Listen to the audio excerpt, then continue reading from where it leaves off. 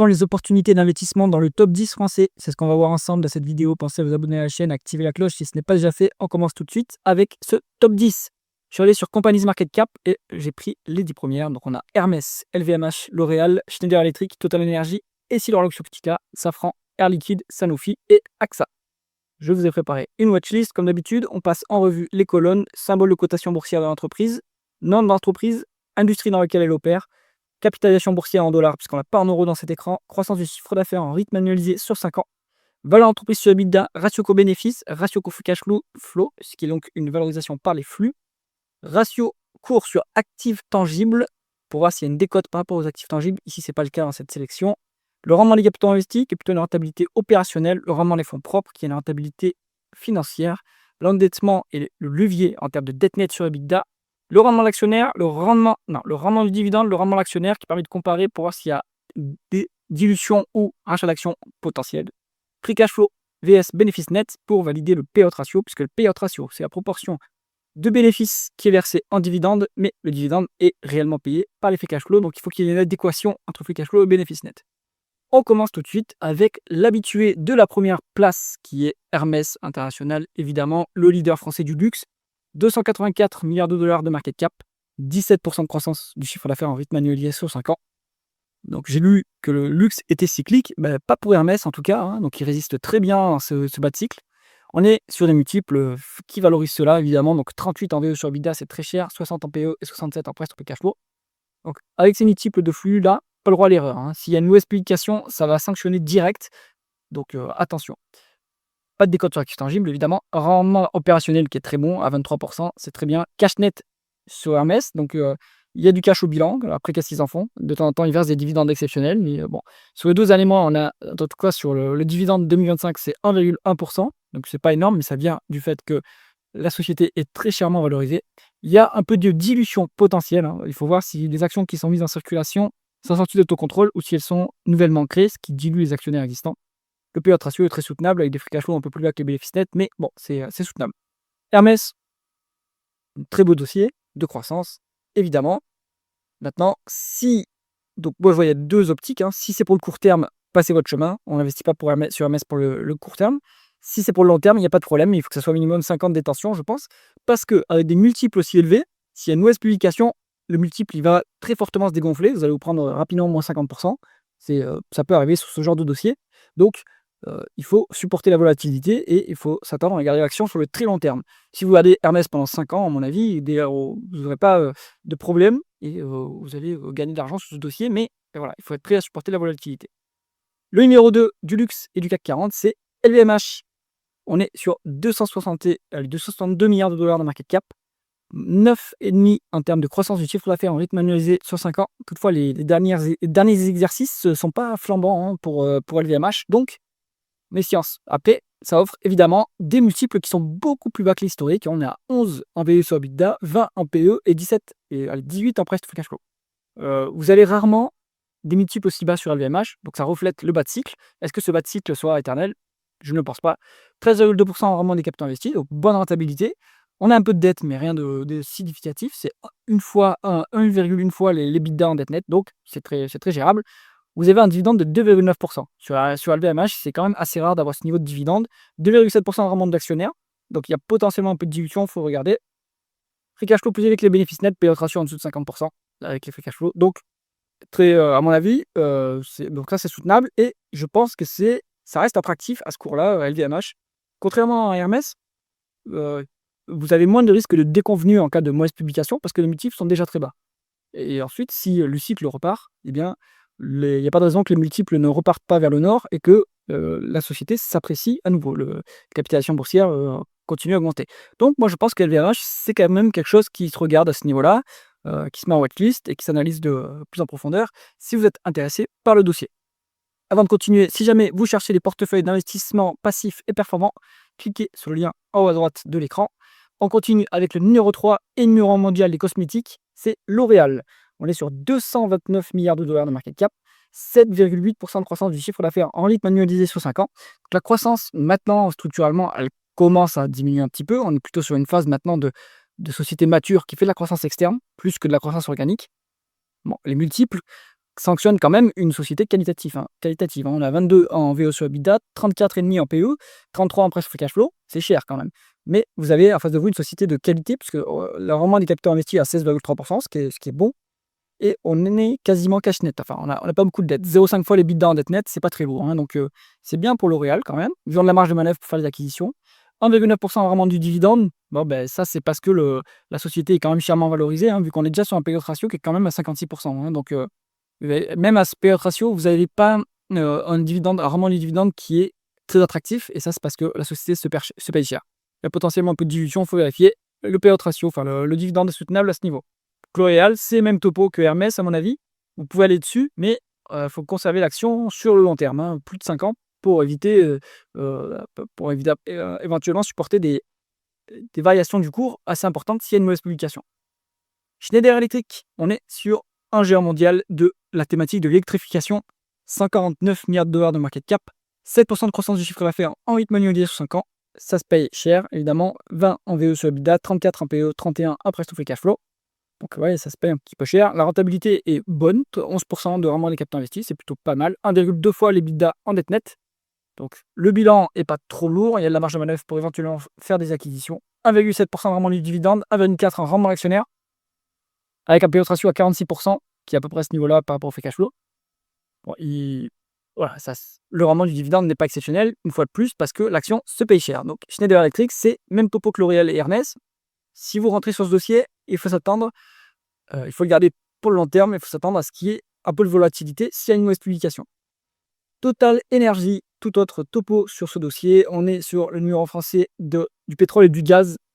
Donc moi je pense que c'est un dossier incontournable dans deux types de portefeuilles. Le portefeuille rentier pour les dividendes, on va le voir après, et le portefeuille value, vu la valorisation. Alors, on est sur 136 milliards de dollars de market cap, 2,5% de croissance du chiffre d'affaires en rythme annualisé sur 5 ans. Donc il n'y a plus beaucoup de croissance et c'est un marché cyclique. Donc on subit les variations des hydrocarbures. Il faut regarder la croissance en volume en fait sur ce dossier. On l'apporte dans l'outil ici, donc il faut aller creuser dans les rapports financiers. 4,4 en BE sur EBITDA, pas cher du tout. 10 en PE, c'est raisonnable, c'est pas très cher. 8 en presse free cash flow. Il vaut mieux regarder les free cash flow sur ce dossier-là, puisque c'est une société qui est très mature maintenant, qui est un secteur mature lui aussi. Il n'y a plus besoin d'injecter énormément, autant de capital qu'avant. Donc, on commence à dégager des free cash flow assez conséquents. Donc, le multiple le plus intéressant, c'est le price to free cash flow. Et il n'est pas très élevé, hein, donc c'est pas cher du tout. Total, c'est pour ça que c'est à mon avis un dossier value. 8,7 en rendement des capitaux investis, donc c'est moyen, enfin, c'est correct. C'est normal aussi sur ce secteur d'avoir un rendement des capitaux investis un peu plus faible, hein. C'est très intensif en capital, ce business-là, donc la rentabilité un peu plus faible. 0,8 en termes de dette nette sur EBITDA, donc on continue à créer de l'espace au bilan. Peut-être qu'après, ils vont continuer à faire des acquisitions. Mais en tout cas, on se dirige vers un bilan qui va être cash net dans quelques trimestres, à mon avis. 6,5 en rendement du dividende, c'est quand même très intéressant. Vous avez 13% de rendement de l'actionnaire. Et ce sont des actions qui sont annulées derrière, hein. Ils font des rachats d'actions massifs et ils les annulent derrière, ce qui, évidemment, relue les actionnaires actuels avec un rendement du dividende à 6,5, c'est quand même sympa, hein. Et en plus, avec les rachats d'actions, le dividende il augmente de 7 à 8% par an. Donc, le rendement du dividende augmente de 7 à 8% par an. Donc, c'est tout à fait intéressant à ce niveau-là, Total Energy, évidemment. Un payout ratio qui est à 57%, mais les free cash flow plus élevés que le bénéfice net. En réalité, on est en dessous de 50%. Pour moi, Total, c'est incontournable en portefeuille si vous êtes plutôt orienté value ou dividende.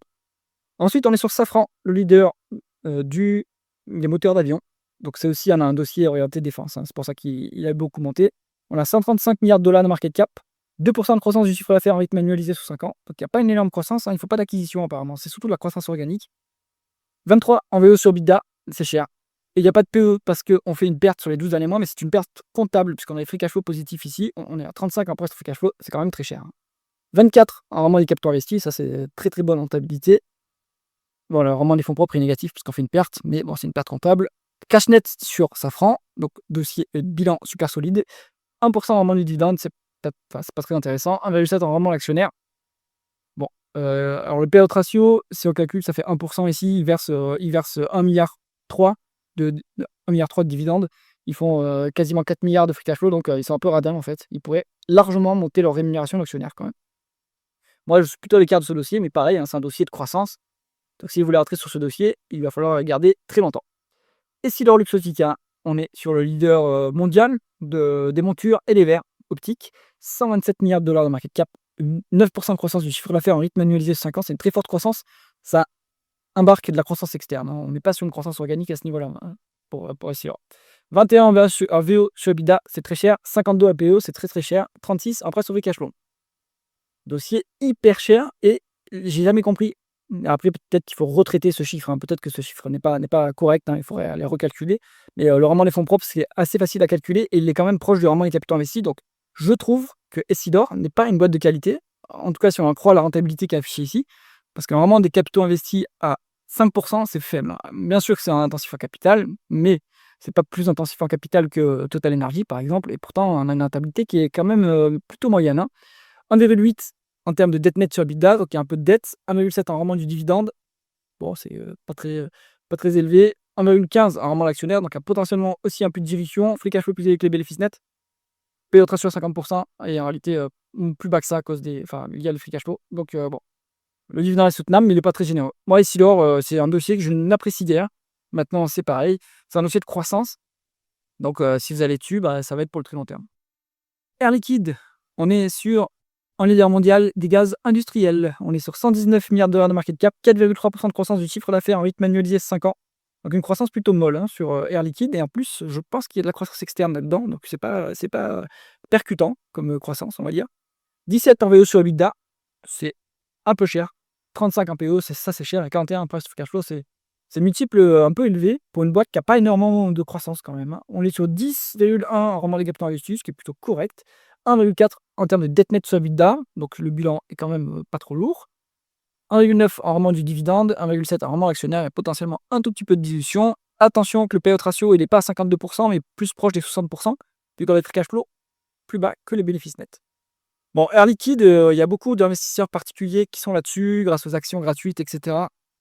Moi, je ne suis pas ultra convaincu, surtout que c'est pas une énorme boîte de croissance en fait, hein. La croissance est plutôt faible.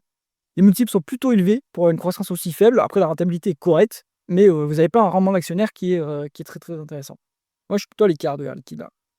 Sanofi, le premier laboratoire pharmaceutique français, 118 milliards de dollars de market cap, 3,4% de croissance du chiffre d'affaires en rythme annualisé sur 5 ans. Donc il n'y a plus beaucoup de croissance et c'est de la croissance externe en plus. 9,6 en VO sur EBITDA, 18 en PO, il n'y a pas de free cash flow, en tout cas pas sur ce qui est affiché ici, il faut aller voir, hein, mais je pense qu'il y a des free cash flow positifs sur le dossier. Donc les multiples sont pas très élevés, mais c'est normal, c'est de la pharma. Et la pharma, c'est plus risqué que d'autres types de dossiers parce qu'il y a souvent des litiges à cause des molécules qui causent des effets secondaires, par exemple. Donc le marché applique une prime de risque supplémentaire sur cette industrie. Moi, je suis plutôt à l'écart de cette industrie pour ces raisons-là d'ailleurs. 7,9% de rendement des capitaux investis. Donc plutôt une bonne croissance, on va dire, plutôt moyenne pour ce type de dossier. 0,9 en termes de dette nette sur EBITDA, donc ils ont de la marge de manœuvre pour faire des acquisitions. 4,8 en rendement du dividende, donc ça c'est intéressant. Ça nous donne un payout ratio en termes de bénéfices nets autour des, allez, on est sur 5 milliards. Attention que c'est un peu élevé, hein, par rapport aux bénéfices nets. Le problème aussi, voilà, de Sanofi, c'est que le payout ratio est quand même élevé, hein.